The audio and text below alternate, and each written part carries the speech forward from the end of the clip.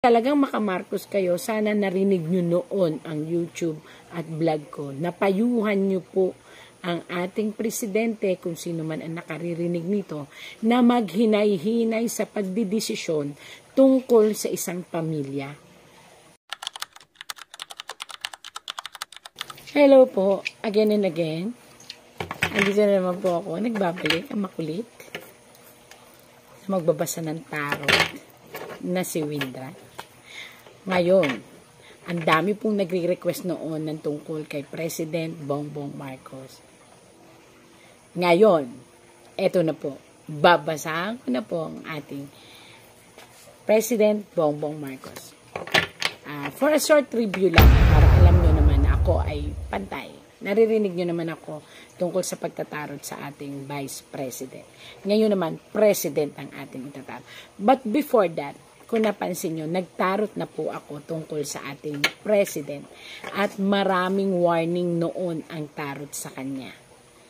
Na actually, kung pinakinggan lang po at nanawagan pa ako na kung sino ang nakakarinig ay payuhan ang ating President, kung yun lang po ay nasunod, hindi po sana nagkaroon ngayon ng isang maatikabong paglalabas ng emosyon ng sanlibutan na ikinabagsak. Sinabi ko po yan noon, babagsak at iikot ang sitwasyon. Mawawala ang tiwala ng mga tao sa mga tauhan ng ating gobyerno. Nangyari di po ba? So, ngayon po, eto na naman tayo. Ipapaliwanag ko na naman na ito po ay pantay na pagbabasa ng tarot.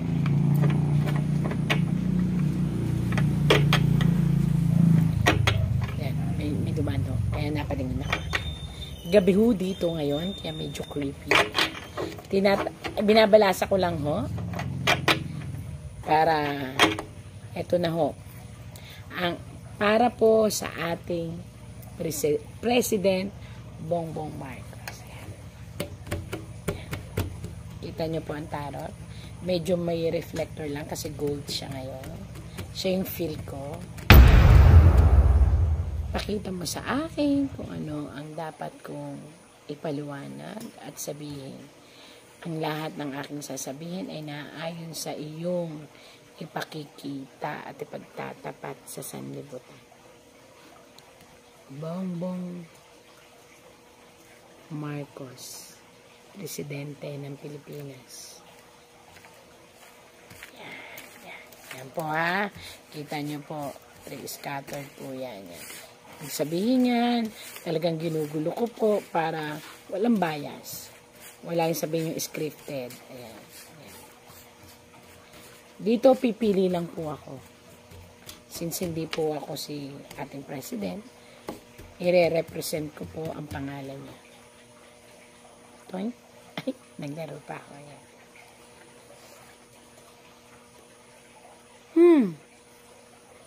Ito po ngayon ang nararamdaman ng ating President Bongbong Marcos. Kung napapansin niyo po, ang puso niya. Ayan. Bakit po ang puso niya ang inilabas?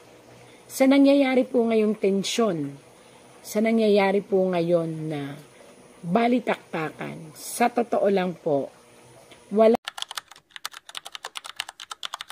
masisisi kung hindi siya. Kung actually, ito baka sermonan ko pa nga po yung mga taong nakikinig na talagang sasabihin nilang sila'y makamarcos.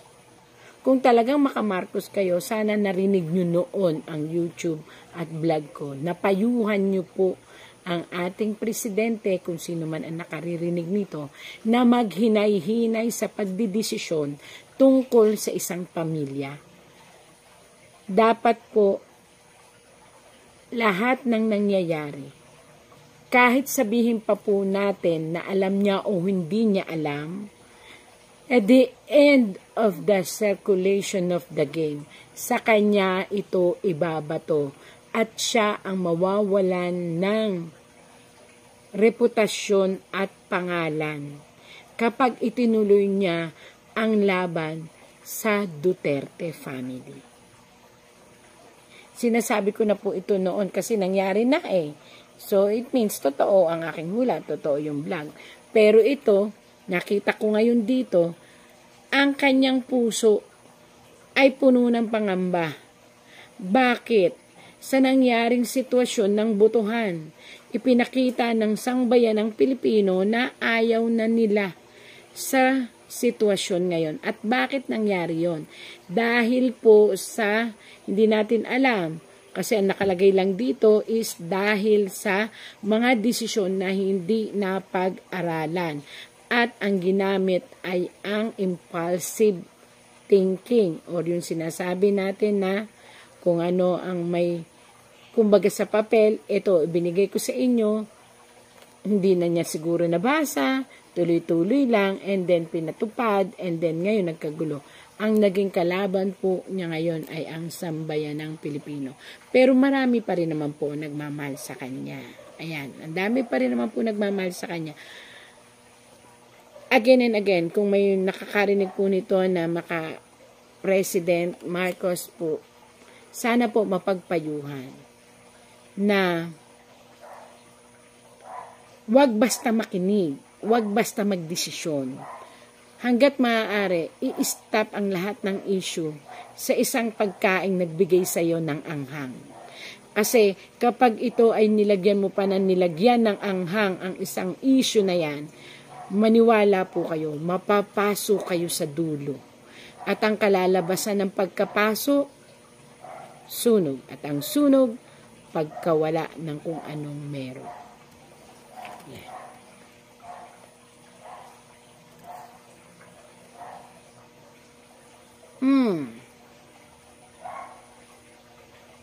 Hindi ko alam, again po nagbabasa lang ako ng tarot. Hindi ko alam kung sino itong lalaking ito na sobra niyang pinoproteksyonan. At itong protection na to is nasisira ang reputasyon ng ating President Marcos. Ako po ay hindi po bias. Ako po ay pantay. Binabasa ko lang po ang sinasabi. Ayan po, isang lalaki na pinoproteksyonan niya. Ayan, isang lalaki na malapit sa puso nila. At ito ay may,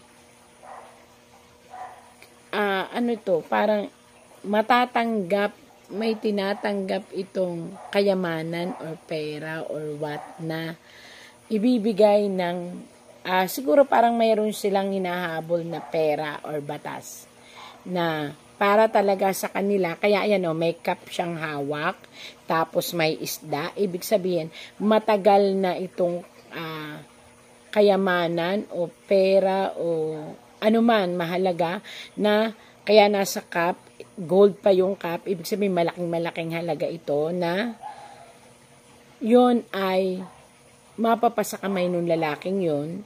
Pagkatapos, may usaping agreement. Hindi ko alam kung ano ito. Ayan po. Yan ang pinoproteksyonan. At sa pagproteksyon niya po dito, hindi ko alam kung sino itong lalaking ito, ay maaari pong masira ang reputasyon niya bilang isang presidente. Hindi ko po alam. Wala naman po akong alam sa ganyan-ganyan. Binabasa ko lang po ang tarot. Isang revelasyon ng inyong tarot na parang ngayon lang kayo nagigising na may 1, 2, 3, 4, 5, 6, 7 tao po ang parang bubuyog na bulong ng bulong sa inyong tenga ang sinunod ninyo. At kung sino man po ito, na 7 taong ito, kung naririnig nyo man po ako, aming presidente, sana po ay hihinto nyo na po ang pakikinig dito sa 7 taong malalaking ito na bubuyog. 7, 1, 2, 3, 4, 5, 6, 7. 7 po siya. 1, 2, 3, 4, 5, 6, 7. 7 talaga. 7 siya na tao, pero ang isa, hawak mo. Ibig sabihin, nasa paligid mo lang at babae ito.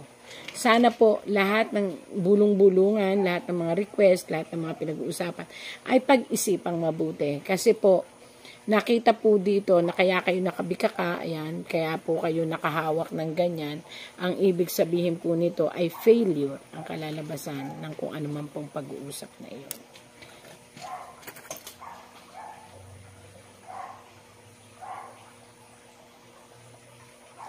Nako,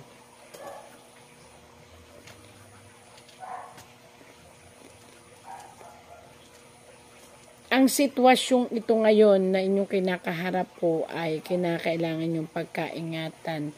Kumuha kayo ng magaling na advisor na tuturuan kayo ng tama. Kasi po, may isang malaki pong pagsubok na darating sa inyong pagkapangulo. At ito po ay tungkol sa mga tao na magpupumilit na kayo ay pababain sa pwesto. Sinabi ko na po yung totoong nakita ko po. Wala po akong ayan po, mga tao na pinamumunuan ng unexpected na tao na babaliktad sa iyo. May tao pong babaliktad sa inyo na yun din ang magkakanulo siguro para linisin ang sarili niya. Dahil nga may ipit kayo sa kaguluhan, yun po ang lumabas sa tarot. At dahil doon, taong bayan na naman ang gagawa ng paraan at magre-request na kayo po ay bumaba sa upuan. So yan po ay parating na pagsubok sa inyo. Para po hindi na mangyari yan, ang clue, pag-isipang mabuti. Kung maiisip nyo po, hindi ako against, wala akong against. Ako po yung nagbabasa lang at ibinibigay lang ng tarot ang kasagutan kung paano mababawasan po yung sitwasyon na yan. Ibig sabihin, pag-isipang mabuti lahat ng desisyon. Hanggat maaari, parang pagkain mo yan eh. Hanggat maaari, ikaw ay umiwas sa sobrang anghang. Napasok ka na nung una, wag mo nang ulit piliting hawakan. So yung mga, hindi po ako nakikialam, nagbibigay lang po ako ng payo. Yung mga kasamang mga nagsasalita sa inyo na, ganito, ituloy ito, ituloy nyo ang impeachment, ito naman isa, request for impeachment. Tandaan nyo po, napaso na kayo sa ama. Huwag nyo nang hayaang mapaso ulit kayo sa anak. Pag-aralang mabuti. Again and again po, pag nagkamali po kayo ng desisyon, Mr. President, pagbagsak po ito ng political career, ng pamilya. Ito po yung naitarot ko na rin po dati kay Ma'am Amy Marcos, na mahihirapan. Kung napansin nyo dati, ang taas na rating niya, tapos pumasok siya nitong huli. Tapos inendorso pa po ng ating Ma'am Sara Duterte. So, ibig sabihin po noon, nanganganib na mawalan ng, hindi naman po lahat kasi, yun sinasabi ko, hindi naman po lahat ng tao ay nagagalit. Pero, karamihan po ng tao nag-iisip na masyado na pong personal, nawawala na po yung batas. So, dun po nakakatakot. Baka biglang, yun din po ang magbigay ng trigger para ang mga tao ay mag-aklas. Kaya sana po pag-isipang mabuti. Pag-isipang mabuti po. Kasi ako para sa ikabubuti ng lahat.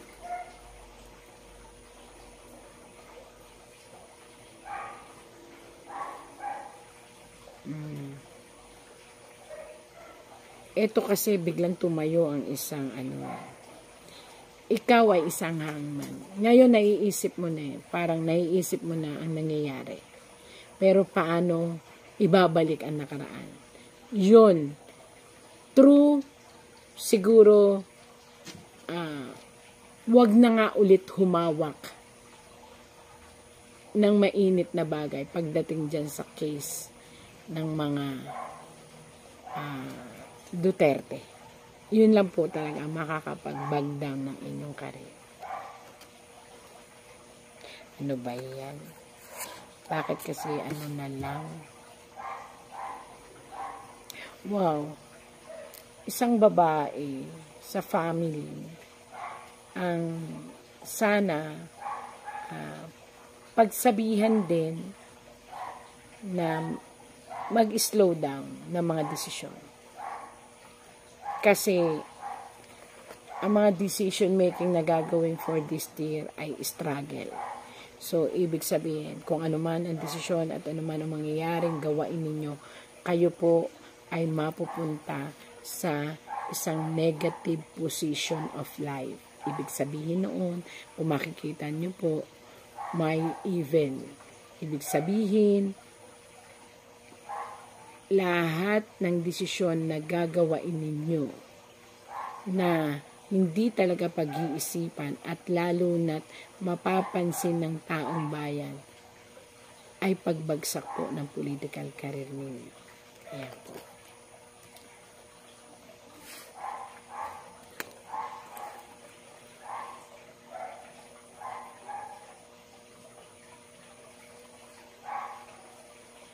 Marami po ang nag-iisip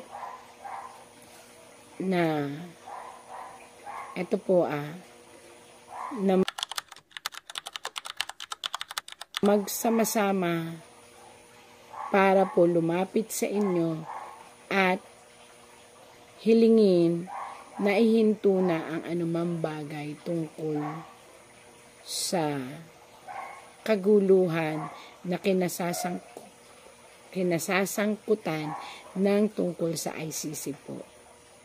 So, kung ang payo po sa inyo ng tarot, kung kaya nyong ibigay, ano ba ang kailangan, perma para makalaya, at kung ano po, ito po'y payo lang ng tarot. Para po hindi na tumuloy-tuloy ang dilema ng emosyon ng mga sambayan ng Pilipino. At nakalagay po kasi dito, pag hindi nyo nagawa ng paraan, ang taong bayan ay magiging isang anino. Pag sinabi pong anino, sumusunod, pero maaaring yung pagsunod na yon ay kunwari lamang, tapos maging cause ng big problem ninyo. So, yun po ang sabi.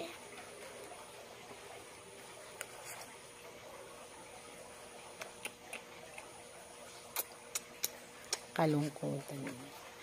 Talagang kayo po ang dapat gumawa ng paraan upang ang inyong opponent o ang kung sino man, alam naman na ng buong bayan na sa inyo talaga isinisisi ang lahat ng bagay na nangyayari sa inyong nasasakupan. Ang sabi po dito, kinakailangang mapanatiling ligtas ang Tatay Digong sa ICC o sa anuman upang hindi dumating ang panahon, lahat na naman ang mangyayari ay sa inyo po masisisi. So, ang linaw po sabi ng tarot, kailangan maging safe si Tatay Digong o ang mga family Duterte kasi lahat po ng mangyayari ay sa inyo isisisi ng taong bayan. Sinusubaybayan po kasi ng taong bayan yan po. Kaya nakatalikod kayo, may hawak na pat-pat o kahoy kasi ibig sabihin, watch out ang mga tao sa bawat galaw at kilos nyo. So, napakahirap po ngayon dahil talagang dinumero uno, binabantayan ng taong bayan. Kaya kinakailangan pong makagawa kayo ng paraan na mailabas ang hinihiling ng taong bayan. Ayan. At maging ligtas.